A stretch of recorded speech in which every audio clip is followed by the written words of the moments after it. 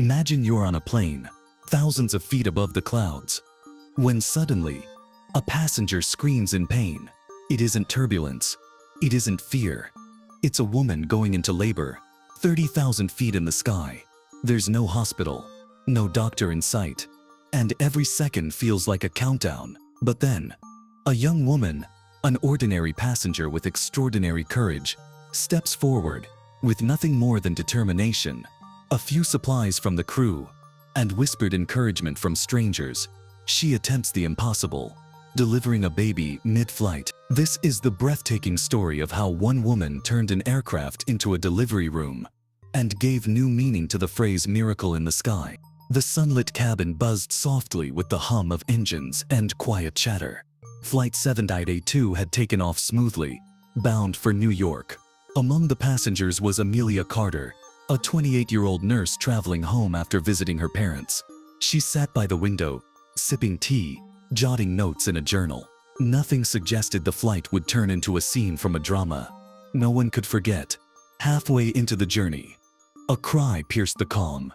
A woman 2 rows ahead clutched her stomach, face contorted in pain. At first, people thought it was motion sickness, but the sharpness of her scream and the way she doubled over said otherwise. Her husband's panicked voice rose. "She's pregnant. She's in labor." The flight attendants rushed over. Their training covered emergencies, fires, medical issues, even CPR. But delivering a baby mid-flight was something none had ever faced. The crew scrambled for the medical kit, voices trembling as they called out, "Is there a doctor on board?" Silence. Passengers looked at one another nervously. A few shook their heads. A young man muttered, "We're hours from landing. What do we do?" The woman cried again, sweat streaming down her face, contractions coming faster. Her husband held her trembling hands, his own face pale. Then, she stood. "I'm a nurse," she said firmly, her voice carrying across the cabin. "I can help." The flight attendants looked at her as if she were their last hope. Passengers shifted in their seats, whispering prayers, watching the ordinary young woman suddenly step into an extraordinary role. The cabin, once buzzing with chatter, now felt like a pressure cooker. Every heartbeat, every second mattered. The sky outside looked calm, but inside the plane, a storm of fear, anticipation, and hope had just begun. The air inside the plane seemed to thicken as Amelia hurried to the woman's side. The young mother-to-be, her name was Lena, was barely able to speak, but her eyes pleaded for help. Her contractions were rapid, her breathing uneven, her grip on her husband's hand desperate. Amelia's mind raced. This is happening. The baby isn't waiting. She forced herself to stay calm. Years of training echoed in her memory.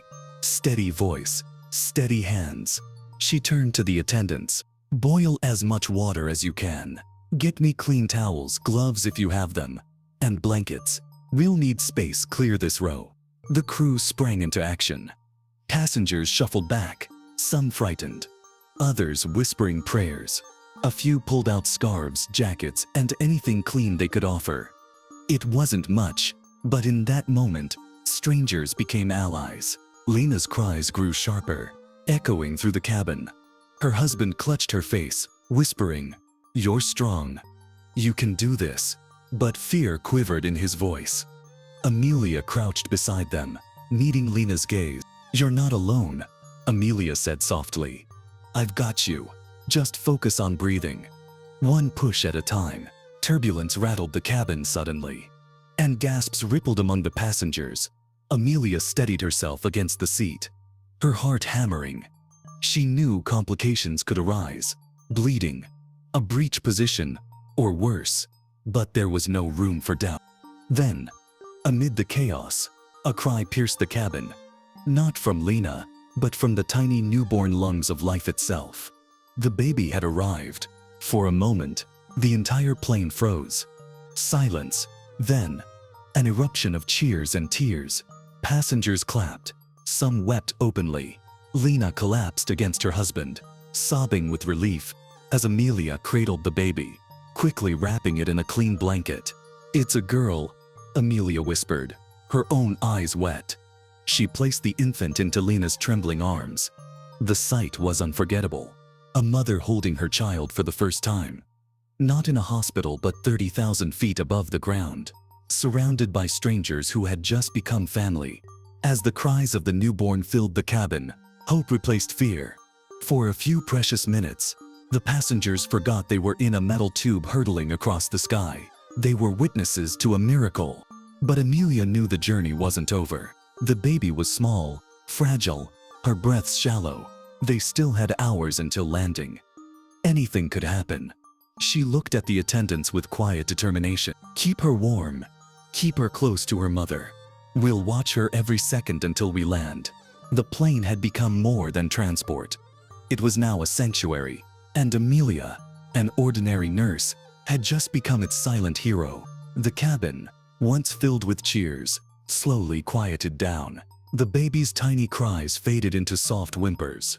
Amelia felt a flicker of concern. The little girl's breaths were shallow, her chest rising and falling too quickly. She had seen this before. Newborns sometimes struggled, and without proper equipment, the risk was terrifying.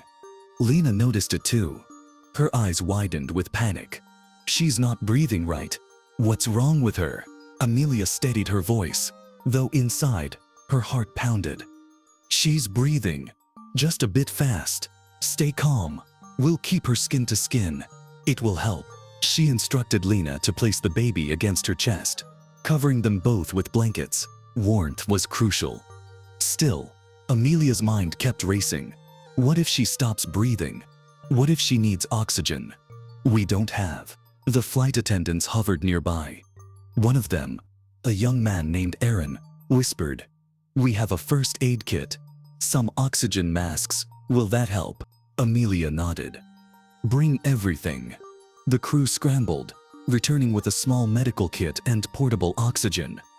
Amelia carefully held the mask near the newborn's face, letting just a gentle flow reach her. Slowly, the baby's breaths grew steadier. A collective sigh of relief swept through the cabin. But the tension didn't end. Hours still stretched before them, and turbulence threatened again. The plane jolted, rattling overhead bins and spilling a bag into the aisle. Passengers gasped, clutching their seats. Through it all, Lena held her daughter tightly, whispering lullabies through tears. As Amelia checked the baby's pulse, her gaze drifted over the passengers. Something had shifted. Where fear once ruled, now unity had taken hold. A woman in row 14 knitted a small scarf from leftover yarn. Offering it for the baby, a man in a business suit gave up his coat, spreading it over the shivering mother. Even the children on board sat silently, sensing something extraordinary was unfolding. Amelia realized this flight wasn't just carrying passengers. It was carrying humanity at its most raw and beautiful. Hours crawled by. Amelia refused to rest. Her eyes locked on the newborn. Each tiny breath was a victory. Lena whispered to her husband about names. "Hope," she said softly, "because she was born when we had nothing but hope." He nodded, tears streaking his face. Then, the captain's voice crackled overhead. "Ladies and gentlemen, we've received clearance for priority landing. Emergency teams will meet us on the ground. Please remain seated." The passengers erupted again. This time, not in panic but in cautious optimism. Relief washed over them. Yet Amelia stayed focused. She knew they weren't safe until the wheels touched the ground. As the plane began its descent, she tightened her grip on the baby's blanket. She whispered to herself, as much a prayer as a promise, "Just a little longer. Stay with us." The newborn stirred, let out a soft cry, and nestled closer to her mother. For the first time since the chaos began, Amelia allowed herself to smile. The descent felt longer than the entire journey. Every bump of turbulence made hearts skip a beat. Yet in the midst of it all, the cabin wasn't filled with panic anymore. It was filled with prayer, with Veet's strength, and with eyes fixed on the tiny miracle cradled in Lena's arms. Amelia sat beside them, her hand resting gently on the baby's blanket. Each faint cry from the newborn reassured her that they were still winning the fight. The young girl had become a symbol, not just of survival, but of unity binding together strangers in the sky. Finally, the captain's voice returned. steady and reassuring. Ladies and gentlemen, we are beginning our final approach. Please remain seated. Emergency personnel are waiting for us. The wheels hit the runway with a loud screech, bouncing once before gripping hard. Gasps filled the cabin. Then, an eruption of cheers, applause and tears.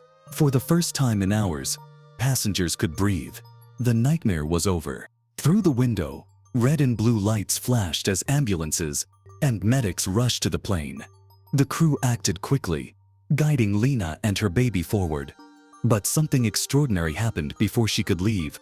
The passengers began to clap. Then one stood, another, and soon the entire cabin rose in a standing ovation, applauding not just the newborn, but Amelia, who had carried them all through the impossible. Lena turned, tears streaming. "I don't even know how to thank you." Amelia shook her head, her own eyes wet. "You already have. She's here. She's alive." As the paramedics boarded and checked Lena and the baby, one of them smiled warmly. "Strong heartbeat, steady breathing. She's going to be fine. You did everything right." Relief crashed over Amelia like a wave. She sank into her seat, trembling, not from fear anymore, but from the weight of what had just happened. When Lena was finally escorted off, cradling her newborn, the passengers leaned into the aisle, waving, crying, whispering blessings. One child whispered to his mother, "That's the bravest baby in the world." Hours later, as the story hit the news, headlines blazed across the globe. "Miracle at 30,000 feet. Woman delivers baby on flight." Social media overflowed with praise, calling Amelia the Sky Angel and celebrating the bravery of a young mother who refused to give up. Doctors at the hospital confirmed the baby was healthy. The name given was Hope, a name born in the skies, in the heart of chaos, and carried by faith. Back home, Amelia sat quietly, replaying the night in her mind. She hadn't planned to be a hero, hadn't imagined she'd one day hold a fragile life between her hands on a turbulent flight. Yet she realized something profound. Sometimes destiny doesn't ask for permission. It simply calls you to rise when it matters most. And in that moment, Amelia smiled, whispering to herself the truth everyone on that flight would remember forever. You don't need wings to be an angel.